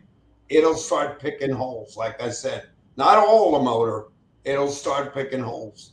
That's when we're there because of the suspended nitrous in the plenum. Let's say the over amount of nitrous that just lays there and can go in any hole. And that's when we will run them on that ragged engine edge. But say it's picking on number 5. My way of tuning, I'll pull some nitrous away from that hole because it's still going to get it because that's the way it's traveling in the plenum that particular day or that engine, you know. So we do run them on a ragged engine edge in pro nitrous, but that's how we determine it 2 ways. You know, we have our data that we've had for years, and as a tuner, I can see when it starts to pick on a cylinder. That's why if you notice my engines, I leak my engine every single run. I got to keep track of every hole. Every. So if you're gonna take a little away from that hole, and we're talking direct injection into the runner, right? So you would change the nitrous jet. Yes. Okay, but does it affect what's in the plenum? Does it reverse back into the plenum a little bit? How do you? Not really. It's still suspended, but so I'm trying to tell you. Say we take 3,000ths or 4,000ths from that cylinder. Yeah. That cylinder's still getting the same amount if you follow that. Okay. So it'll stop hurting itself. Then it'll go to another hole, and you wind up with you usually on an all-out pro nitrous. We have 3 holes. We generally stagger. We call it staggered jetting. Yep. Then we're there. Okay. You know, I mean, look. If we choose in the final, we might really lean on it where we got to work on the engine. But my stuff is known, you know, we don't pull the heads off at the racetrack. They'll go the whole race. I mean, some of the other stuff they got, I don't know how they race like that. They got the heads off every race. They tell me when I ask them, what are you doing? Well, that's how we tune our engine. We're checking it. We're checking it. You're putting new pistons and rods in it. What are you checking? They're checking a checkbook is what they're looking at. Yeah, exactly. So Ricky's House of Crap. I went to jail back in the 70s for street racing. Oh, boy. I can remember. I could tell you a story that happened to me in, let's see, it was in my 69 vet. Yep. It was probably in 70 it happened. So I had a 45-minute car chase in our hometown of Woodbridge next to Carteret. So I got 7 moving violations, a police escort to the police station, locked up. Fortunately, they let me out, no bail, before my old man got there. I wasn't worried about the cops. I was worried about my old man. Hell yeah. Because he wasn't really with racing, but I'd already had 11 points, so I took a shot at it. And I gave him a run for the money, but couldn't outrun that radio. So I know the feeling, Ricky. What did they do to you? How much time you get? Get back and answer that. We'll come back to you. Anomalous one. That goes to show what is so obvious. The racing community is the most grassroots, tight-knit group of just everyday people. It just don't get no better than that. And you're right, it is a tight-knit community. And thank you for that. Yes, it is. I've got more. I mean, most of my family's in Italy. I don't have a lot of family here left, you know, other than my daughters, my wife, my brothers, you know, but we have a lot of family in Italy, you know, but I have a lot of, I consider them family, our racers, you know, that the Franklins, just everybody. I don't want to forget anybody, so I'll stop calling names out. But yep, I get it. It's a tight-knit deal. David Reed, the track is not scraped or glued, and I think he's talking about, you know, no prep kings. Dave, first time I went, it's pretty funny. You never see a tractor go down a racetrack. You never smell glue. As a guy that's used to it, PDRA, you never smell glue at one of them races. So it's something you got to kind of get used to, you know. Does the track come around? So what happens, no matter how much they clean when they get there, they would get there and scrape it and try to get all the rubber off. You still get this rubber and glue that comes up as we're racing on it, but it's a tough deal. I'm telling you, it's no joke. I mean, Jay Cox has been with me, Tommy Franklin, Ricky, all of them have been out there with me. Robert Hayes that built the car. I mean, I can go on and on. You know, people have been there and they're like, holy shit. Excuse my language, but nope, I get it. Yeah, it's a bare racetrack, I can tell you. Now I hear they're prepping a racetrack this year, but I haven't. Okay. You'd ask me like before we even went on the air, you said, well, how many people will be there? I said, oh, maybe about 30 or 40. You know, sometimes it gets up there, maybe 100. Right now we got like 110 already. 110 guys are listening to this. So thank you guys for being here. Greg Ertman, Pat, have you ever messed with a nitrous push system? I never did. I've looked at it. Mike Thermos came up with a system, but you're going to tear up a bunch of parts getting the tune up. I think at this point, being what we know about nitrous and our engines, we can do it. But for the little bit of benefit, my guys don't want to go there. We kind of, everybody gets together, PDR 80 organizations, everybody. Here's the deal. So we're going to put it on the nitrous cars to run each other and probably hurt a bunch of parts for a couple of hundreds. Yep. These idiots that want to run the push system, and I'm going to just tell them that they don't like it. Sorry for your luck, boys. There it is. You're not going to outrun that turbo car. You can forget it. You can put 20 push systems on it. You're not doing it. So when you show me you can flat out outrun that turbo car, when I don't want to hear that the turbo car shook, I want you to outrun it. Show me that. And then I'll say, you know what? You guys are on to something. I'm wrong. You're right. But until I see that, talking, they got the easy part done, the talking. Yep. Let's say you're wrong, Pat. Are you afraid to admit it? No, I'll be the first one. There I'll it is. grab it, we'll put it on and we'll go run it. All right. I like that. Don Dodder, you're good, Pat. Love every minute. Thanks. Appreciate you, Don. Welcome. AC, how about Pat's experience with Bob Glidden and Grumpy Jenkins? Well, he talked about Grumpy. He told the story before about that. He's raced Bob. I don't know if, did you ever talk with Bob or have any interaction with him? We were really good friends in 81 when he Yep. gave me a lot of respect when I come out there and ran good. And, you know, Jenkins, we had that little deal with the nitrous, but, you know, I was supposed to drive. A lot of people don't know it was me or Ray Allen, the guy that I told you about. Yeah. He's Pat, it's either you or Ray. I'm going to pick. I'll let you know in a week which one. I said, well, if you want to do it, I'm in. I think I could bring something to the table. And so anyway, this will lead me into the Bob Glidden story. Yeah. So Jenkins picked Ray Allen because I'm running a business in Carteret. Ray Allen goes, camps out, takes Jenkins to lunch every day. God only knows what. I don't even want to get into what he was doing for Jenkins. Yep. And Ray Allen gets the deal. Well, that year they couldn't hit their ass with 3 hits.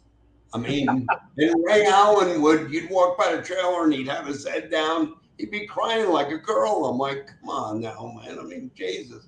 So anyway, we go to Indy with a new car from Ness, and we were struggling with our old car. We had a 3-link car, but he else had a 4-link car, and we wanted to get the latest grade. Finally got it.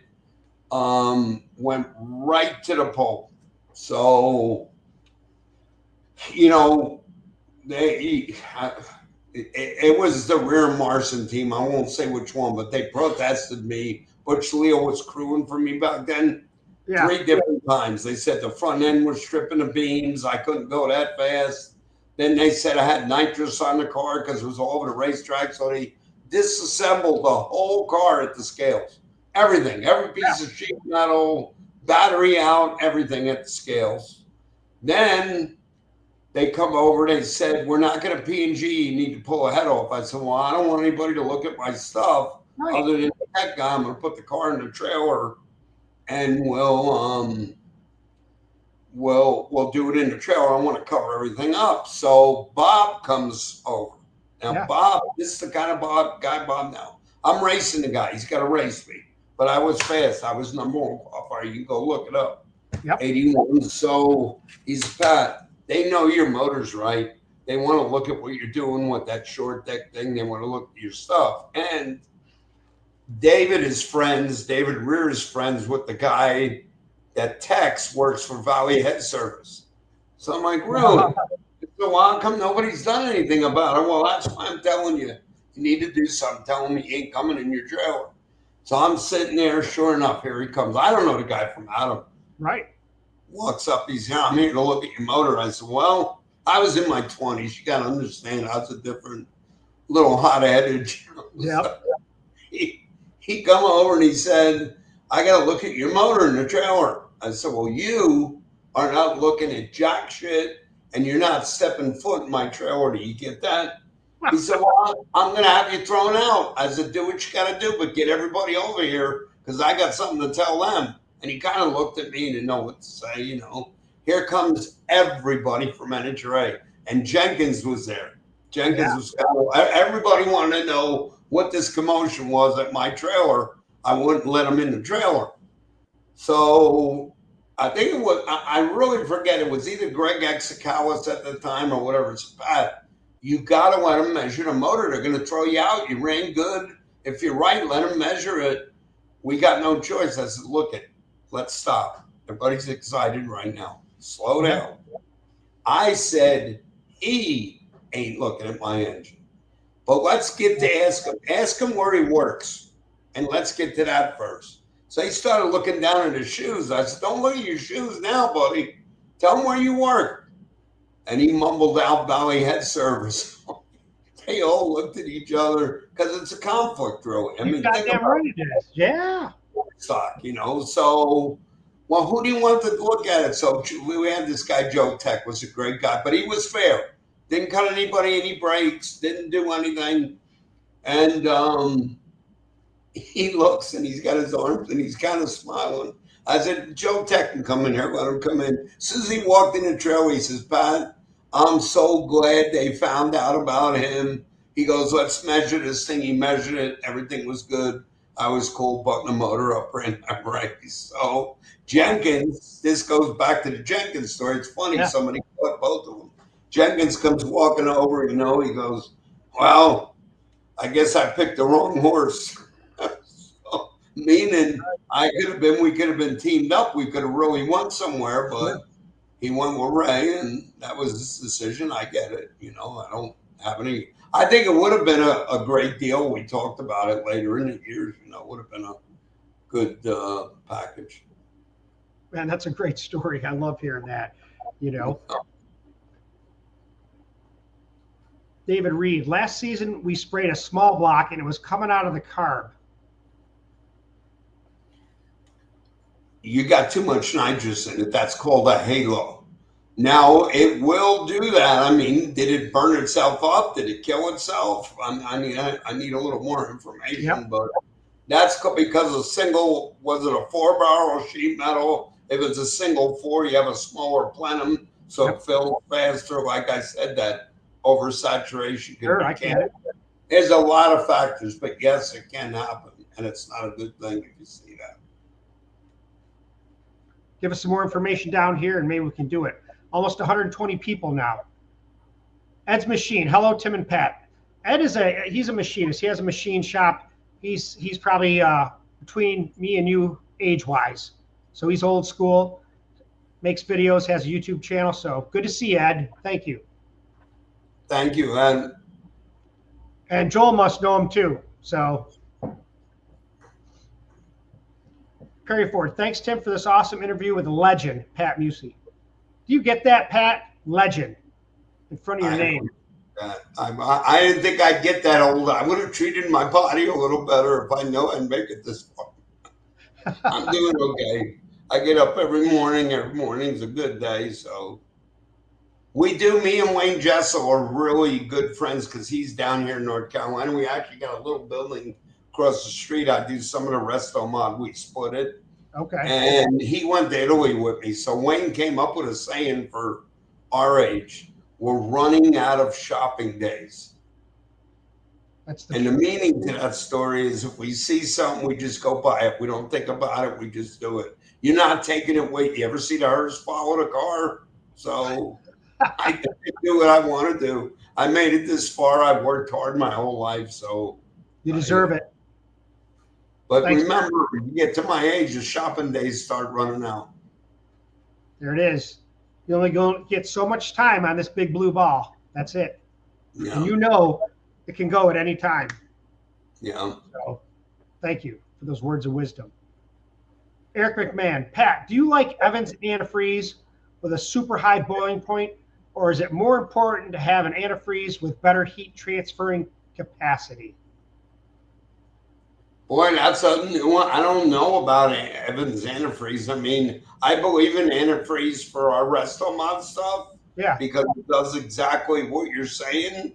Pure water just doesn't cool, but in a race car, it's a no-no because we're not allowed to run it. You can't get it on a racetrack. Yep. But for a street car, I would be all ears. I'll have to look into the Evans antifreeze. Is that what they claim? You'd have to run it, Eric, and try it. But if they say it's got a higher boiling point, I'd like to see it. I tell people all the time, something new, you can believe what they say, or you can go try it. Ricky's always the king. I'll bounce off ratios off him sometimes. Well, we just got to try it. It looks good on paper, but you have to, end of the day, it's got to put the number on the scoreboard. You got to try it, So I would, sneak up on it and try it. Remember that one of your deals on cooling, very important if you want to test that stuff. Everybody thinks you on unleaded fuel, you backup timing. You want to run timing, especially at an idle, and the motor will run cooler. Trust me. You need to try that, when you're doing your antifreeze deal or whatever you're doing. But that's a big deal with unleaded fuel. Now you're saying, like, if you have an engine that's running hot, sometimes the timing's retarded. Is that what you're saying? And you want to advance it. That's why your headers glow when you open the hood. The timing's retarded. Yep. Okay. And it makes a lot of heat in the engine, so you want to, and people have a habit of going the wrong way, but you want to put some timing, whatever, that thing will stand without detonating. Right. Joel says, tell Pat not to give away too much information. I think it's too late. All right there. Well, I can't say it. See on there, Joe. Don't worry. I'm ready for you tomorrow morning. There it is. He reminds me. I saw a picture of him. He reminds me of a cowboy or something. He wears a cowboy hat, doesn't he? Yeah, he's big. Joel's big. Is he? Me and Robbie told him we're both going to jump on him. It's going to take both of us. He says he don't care. He'll take both of us. He said. At least he's honest. I'll tell you, man. He's not just a good employee, a good friend, man. He's really been an asset to our whole deal here. Well, I appreciate him. He comes on our little live chats with me and Darren Morgan. Darren appreciates him and respects him, asks some good questions, has a good knowledge base. Thanks, Joel. Now, Chris Allman. Now, he's a guy that's into camshafts and rocker arms. He just won a camshaft challenge with Eric Weingartner, who's a guy that does head porting and has a YouTube channel. So his question is, how are nitrous engines cammed differently from NA engines? Well, biggest thing is the center line. We run extreme wide lobe separation. It's just what it wants. And, a lot of times, like I said, you got to figure out what the motor will talk to you if you let it talk to you. He knows that. We all know that. We also strive, the worst thing you can happen is have an aggressive cam, meaning a lobe too aggressive and knock a rocker off. You'll kill the motor because that nitrous, remember what I said, is spraying continuously. So our intake deal is got to be a real smooth lobe, because if that thing gets away, rocker arm comes off, all the nitrous fills that runner. Guess what? Goes into one next, it takes it right out. It won't make it 300 feet. So those two things are critical. And then our exhaust lobe. I don't want to go into how big they are, but they're big. It's 70 millimeter cam stuff. So work on the exhaust lobe. But I'd say those 3 points are what are really different on the camshaft. We would rather give up a little NA power on the intake lobe, because I don't want a rocker coming off. For instance, we put a 1.9 rocker on, and it picked up power on the dyno. Danny, when he was still alive, Danny Jessel, he said, I guarantee it's no faster than the racetrack, and it's going to beat itself up. Backed it up to a 185, everything's smoothing out. So things like that, just you got to be careful. It's a nitrous engine. So 3 things. You're looking for power, you're looking for the exhaust, the center line, and you want that thing smooth. You can't have valve train issues. So when you're talking about wide, are we talking about separation angle? Are you talking like 112, 114? What do you? Oh, we're huge. I don't want to say we're 118. What's bigger than that, but let's Okay. leave it. That's fine. Nope, I got it. Because what do I know? I run a Ford. Yeah. 110, you know. Yeah, 110, 108. Yeah, I got it. Yep. I got it. I just putting it in perspective for guys, you know, to know how wide that stuff is for those engines. Yeah. JMR, ask Pat. You ask him, JMR.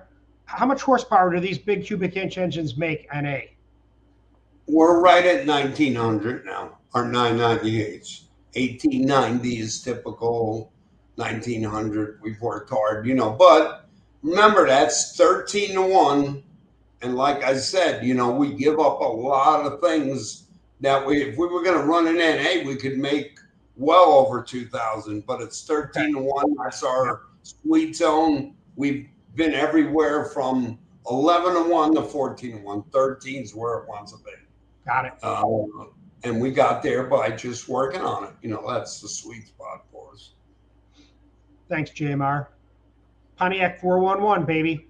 Thanks for the answers. I was inspired by you and the nitrous guys of the 90s magazine articles. Me too. Fastest streetcar stuff back in the day.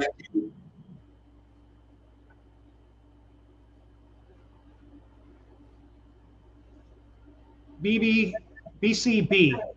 Never cubic inches are pretty well always better for power than the weight it takes. Never cubic inches are pretty well always better for power than the weight it takes. I don't get it unless he's getting at that. You know, you don't pick up. Let's just look at like a 500-inch pro stock, big bore, short stroke versus 632. Well, the 500-incher is way more efficient. It spins up harder. We spin our motors lower. So I guess that's what he's getting at, you know. Right. So if I was in an NA class, you know, it would be a big bore, short stroke. Nitrous class, like I said, we need the bigger engine, and we're running off a torque and we're running a different RPM range. What RPM range are those big engines going? What are they turning? We try to stay at 7,800. Once in a while, they'll go to 8,000. So imagine a 6.1 stroke, The crank's 96 pounds at 8,000. What's going on here? So, wants to tear things apart, man. Amazing. The piston speed that, you know, Brian at GRP goes, you don't even want to know what that piston weighs at that RPM. I mean, it's just crazy. But we make them live. We've worked on them a lot of years, you know. Racer D. Pat, do you ever measure the boost that NOx makes? What is that? I don't know what he means. I'm not sure either. You know, I think nitrous oxide is what he's saying. Nitrous oxide. Do you ever measure the boost that nitrous oxide makes? Well, it doesn't make boost. It makes power. You know, it's an odd question. Now, we do monitor in our fuel injection how much boost is in the hood scoop when it goes. Okay. You know, it'll be positive till the speed hits the hood scoop. Yep. And then it'll go negative, you know, so we do monitor that. But you're talking, I don't know, a 3-bar map sensor. It doesn't move that much. You'd be surprised. You know, because of the displacement in the engine, you know. But as we get to now, Ricky in a quarter mile probably sees some more hood scoop pressure, if that's what he means, you know. But nitrous doesn't make boost. It just nitrous. I don't know if a lot of guys know this, but for the beginners, nitrous doesn't burn on its own. It's an oxidizer. Yes. So it increases the burn rate. You can run more fuel with it. That's why you have to back up timing, because the speed gets so fast that it burns. And that's the whole deal, you know. I mean, it's an oxidizer. It on its own, you can light a match to the bottle. But introduced to a combustion chamber and a flame, then it's hell on wheels. Let's put it that way. There it is, baby. Ty Hewitt, a Mopar man. Hey, Tim. Hey, Ed. Just sit back and listen. Well, thank you. We appreciate you being here. Raul Morales, spread port or symmetrical port heads? Which one is better for nitrous? A little bit of a loaded question. Hands down, the symmetrical. That's Yeah. what is better. Okay, but some of these 4840 rules that they have, it has to be a certain bore space. It's hard to get the symmetrical on. You can do it, but the valve train becomes an issue. So you got to always look at, different things. But Yeah. our bore space, and we're able to run a symmetrical, we wouldn't even think of running a spread port. If you got the option for symmetrical, absolutely the best way to go. There you go, Raul. Thanks. Crouch's need for speed. Hey, Pat, nitrous gets a bit of a bad rap for burning up parts and pistons, probably from everyday people getting greedy and search for more power. If you listen to the beginning, I said they reach for the jet box first thing, Yep. So work, come up with a safe tune-up, get your car. You got plenty left in the car. Power management, do all that, but you're absolutely right. They get greedy. Yep. And they're looking for more, and they immediately run to that jet box because they think more is better. But you're absolutely dead on. That is the main reason we're known for. I mean, our stuff leaves the racetrack after a race in one piece. And patience. People are not patient. They want instant results. They don't want to wait around to experiment or try something and be conservative. That's why I spoke in the beginning about my client base. I'm lucky to have the people that I surrounded us. Well, hopefully some of your guys, your customers are watching this, or it'll be on a replay so they can watch it if they want at a later time. So it's always there for them. Okay. BCB, he says, why not run stack injection so you avoid it trying to draw from other cylinders? Stack injection. Does he mean the nitrous or the? I think he means like stack fuel injection instead of having throttle bodies, maybe. I don't know. I mean, we run one injector. We run that Siemens 220. We can juggle the fuel pressure to get to our duty cycle, and that's just how we've always done it. I was a guy that, 2010 when I won that NHR race in Norwalk with the Stratus, we pretty well made. You had a nitrous car, you needed fuel injection, so we have done a lot of fuel injection testing, but. Maybe what he's getting at, can we run a nitrous injector? I've heard some talk about that. We looked at that when I consulted for Howie and OS, and I went to Edelbrock, and there's just not a solenoid out there that can pulse, and just like the fuel. You know what I'm saying? Why the solenoid's open, that's it. So. Maybe he's talking about that. Maybe someday somebody will come up with an injector we can run nitrous.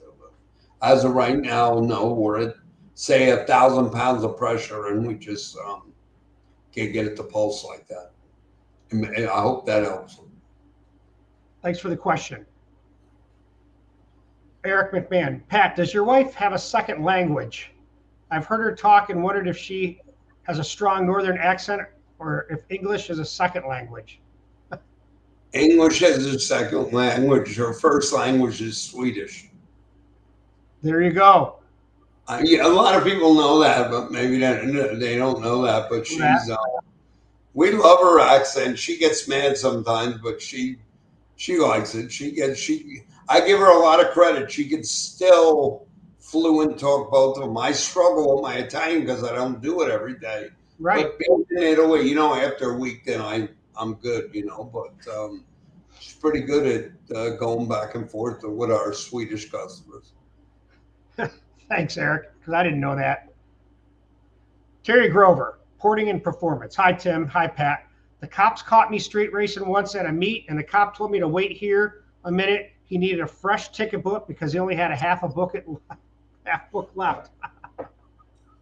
There you go, Terry. Thanks. I got 7 at one time, so I can relate, but I got 7 moving violations. racing on the street, burning rubber, carriage dry, you name it, I got it. And they only had 7 in the whole rule book anyways. Yeah, that's pretty funny. John Enfield, what do you think about IHRA making a comeback? I think it's great. NHRA needs some competition again. Yeah, I mean, I just hope these guys ain't, just get in and get out. I hope they stick with it, run it. They at least split the classes, and I'm a big proponent of that. So, yep. I leave it to my customers to race both. I mean, everybody knows me and Tommy Franklin are about family, so I support the PDRA. But, if there's a race that they can go to when there's not a PDRA race, I'm all for it. And look, I got a lot of IHRA Ironman back in my cabinet back there from back in the day. I ran a lot of IHRA mountain motor stuff at the beginning, when it first started that first year. So thank you. We appreciate that, John. You got to read this one. John Wilborn, good to see you again. Hello, gentlemen. I'm a longtime fan of Musi's work, but I always chuckle when I think of his People's Court episode. That is the greatest. Well, watch that, guys. John, when somebody's giving me a hard time, I send them a link to that and tell them. So we laugh about. Listen, it was at least 30 years ago. I was younger. I just got sick of hearing these guys over there, and I went to work one night and took care of it. There it is. I gotta go now. I'm gonna later look back at that because I haven't seen it in probably 30 years. Yeah. Michael, some of the best racing ever was Pat, Tony C, and Mike Moran back in the day. When we're men, great show. That's it. Well, thank you, Michael, for that. Yeah, those were really good years, Horsepower TV. We did a lot of filming with those guys, Joe Elmore and Chuck, and it was great. It was a good time. Jimmy Conway, Pat, what's better, spend the money on the top end parts or save a little money on parts because you know a great machine shop? You need you need both. Parts, yeah. I hate to say it, but you need both. Just, pick your battles. I mean, some of the parts you're handicapped in, let's say, the best machine shop out there. So you got to kind of weigh it out, lay out your budget and do what your budget permits, but I would probably have the conversation with the machine shop and see what they're happy with, and then try to live with some of the parts that you can't get right away and get out there and get going. You got to do something, get something going. I always say buy the best parts you can afford. Yeah, that's a good way to put it. Good job, Tim. Thank you. Eric McMahon, Pat, does a nitrous engine require more manifold vacuum at wide open throttle than NA? We don't have manifold vacuum at wide open throttle. Okay. It's just out of here. I mean, we are jamming so. I'll give you an idea. We have 8 fuel injectors at 90 pounds of fuel pressure. Wow.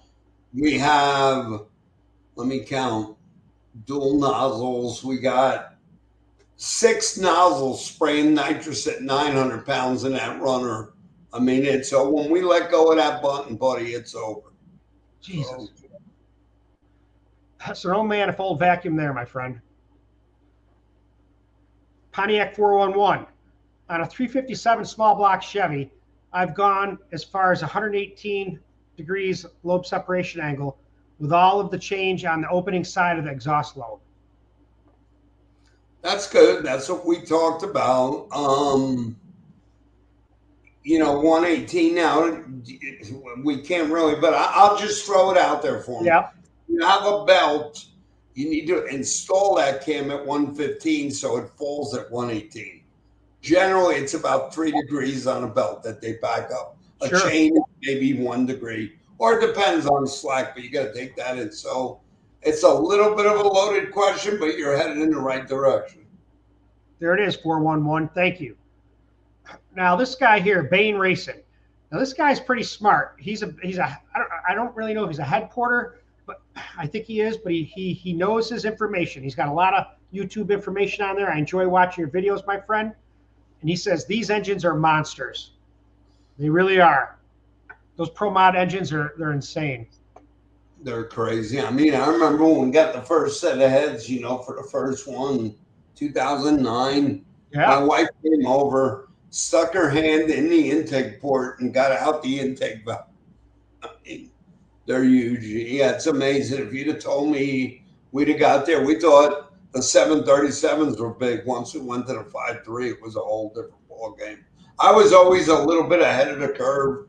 You know, some of my competitors were running 865. Yeah. I immediately went to 903. There's no substitute for cubic inch. Yes, you can get too big, too much stroke. We're limited now. Another thing I forgot to tell everybody, we're limited to deck height, so you can only put so much stroke in it. 977 seems to be the sweet spot. So we're trying to kind of not budget to it, but make people work on their stuff. I mean, so, you know, not outdate some of the stuff, but their valve train is, we opened a valve 100,000 this morning, a Pro Stock engine, but they spin to 10,000, we spin to 8,000. Right. And that's where the different lays. That's how we can get away with it. Let me ask you this then, Pat, because you know with the 362 engine that you had, that big box Chevy. Now you said you cut it down, the deck height down. You just said these motors that you're building, these Pro Mods, they're a 977 deck height? No, they're 12.6. Oh, okay, okay. All right. I heard that. I'm like, wait a minute, something's not making sense to me. No. Okay. JMR. Pat, I ran a 434 small block Chevy, and I had a fogger system on it. The question is a fogger system a safer system than a plate system? A plate system hits harder off the line. It probably does because you got it leaner. You can make that fogger hit the line. You could open the spread up, lower fuel pressure, you know, take less timing at the hit. There's a lot you can do to make the fogger compensate for just the starting line. But per the whole run, the fogger hands down will outrun the plate. But I hear that a lot. Oh, my plate is harder. Well, it's just because it's leaner, or you know, I'm pulling as much timing, and you know, it's a different jetting, so people it's a big spread on plate, you know, so it's mainly in the tune-up. Believe me, your fogger will hit hard if you work on it. Thanks, JMR. Daniel Wilson contributed $19.99. Thank you. I appreciate that. It's going right into the fun to keep me going on this channel, build the engines that I want to build, even though they're Fords. Daniel Wilson, the truth is a fascinating topic. Thanks, Pat and Tim. We appreciate you, Daniel. Thank you much. Steve Rolick, ceramic piston coatings beneficial in your heavy nitrous engines? We've tried everything that's out there. It comes off on a first run. That thing is so hot. To give you an idea, we in Neil Pistons, we figure on a Pro Nitrous engine, 25 to 30 runs is all the cycle time you're going to get on a piston. So picture this, that thing is glowing red at the finish line. So they become cyclable parts. Yep. So the ceramic is just, I don't care what they gave us, it's gone. It looks like you took a glass beater to and took it off. Okay. I've never had any luck with it. What about coatings in general? DHL, stuff like that? We go to our skirts now exclusively because of the Rottler, and we got hooked up with Line to Line. They're in, they're up north, and they're here in South Carolina. Brian Neal, really young, been doing our stuff for a couple of years, and it's been a huge benefit to us. We can run a lot tighter piston and wall because you lose some of the skirt from all the strokes, so we can run them tighter. So a lot of benefits to the skirt, and it stays on the skirt. I can tell you that. Now, does the piston collapse? Yes, it does, but at least we start out tighter, you know, and it lasts longer. So you use Line to Line. Is that who you said? You deal with them? Okay. You know. Crouchy's Need for Speed. YouTube cut off the last bit of my question. Sorry. I have a 706 cubic inch 4.840 being built. Older combo with a new cam that Chris Patrick gave me the specs for. What would you consider too much nitrous in it?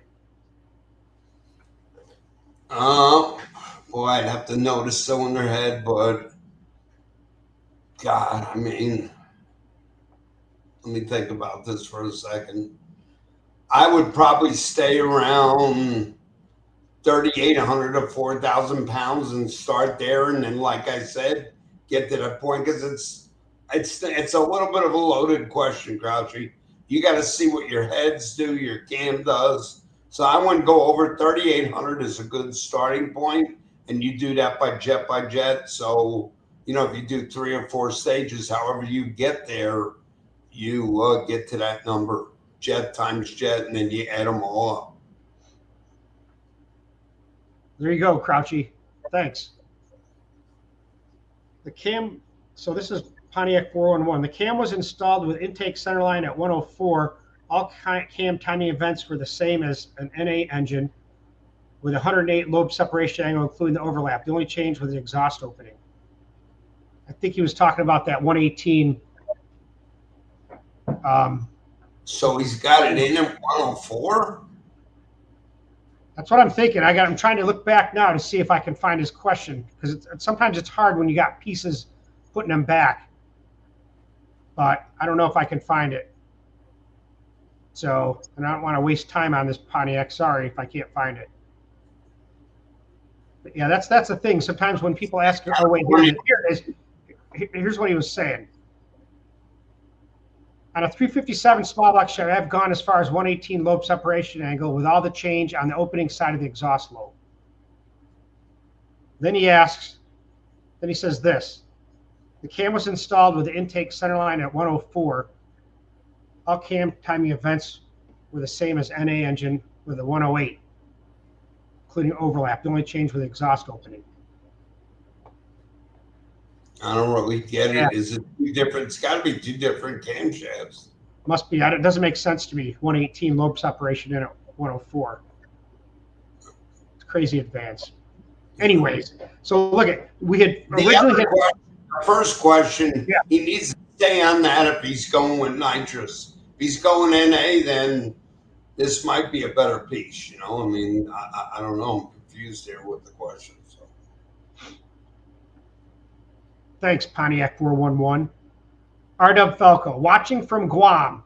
First time seeing DBG in a while. Can't wait for the return to the States. Well, thanks for watching us from overseas. We appreciate that. You know, originally Pat and I had talked and said, hey, you know, how long is this going to be? I said, oh, I'll probably talk an hour, maybe hour and 20 minutes. Yeah. Shit, like 2 hours, Pat. I'm fading. I know, and I'm fading too. I'm getting tired.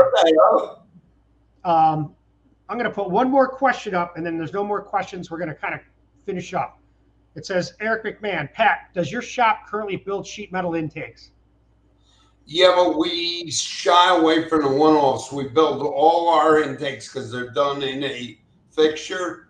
We used to do some one-off stuff, but it's time-consuming, so we kind of leave that. You know, a good company is Hogan, or that's what they do. You know, they do it every day, but we do build. I think we're up to serial number 180 manifolds we've done for these Pro Nitrous engines. They're pretty intricate pieces if you've ever seen one online or pictures of one. There you go. Thanks, Eric. Thanks so much, Pat. Appreciate it, guys. Not every day you get this opportunity to talk to legends. That's plural. So there's only one legend here, and that's Pat. If I see you at PRI, Pat, I'll say good day. Thanks again, Tim and Pat. Really appreciate your time. And I'll be close to the Edelbrock booth or the Lemons header. We got a reveal on a car. We can't talk about it, but it's going to be a big surprise at SEMA, and then it'll come to PRI. So hopefully we'll see you there. Come over and say hello. I'll be there. I'll come and see you too, Pat. It'll be great. So guys, we're going to end this live chat. It's been right now 1 hour 59 minutes and 17 seconds. So it'll be 2 hours by the time we're done me flapping my jaws. But Pat, I appreciate you being here. I appreciate all you guys spending time with us, because I'm telling you, without you guys here, I wouldn't be doing this. Without you guys here and his customers, he wouldn't be doing this. So he's dedicated his life to racing, especially with the nitrous class and spraying everything. And I appreciate you being here, Pat, because like I say, at DragBoss Garage, you're always seeing and learning something new. And if you boys are real good, Pat may come back and do a live chat just on nitrous questions only. So write it in the comments and say you want him back, and I may be able to talk him into something. So, okay, I really appreciate everybody out there. I always appreciate my fans and the Lizzie fans, and thank you. Thank you.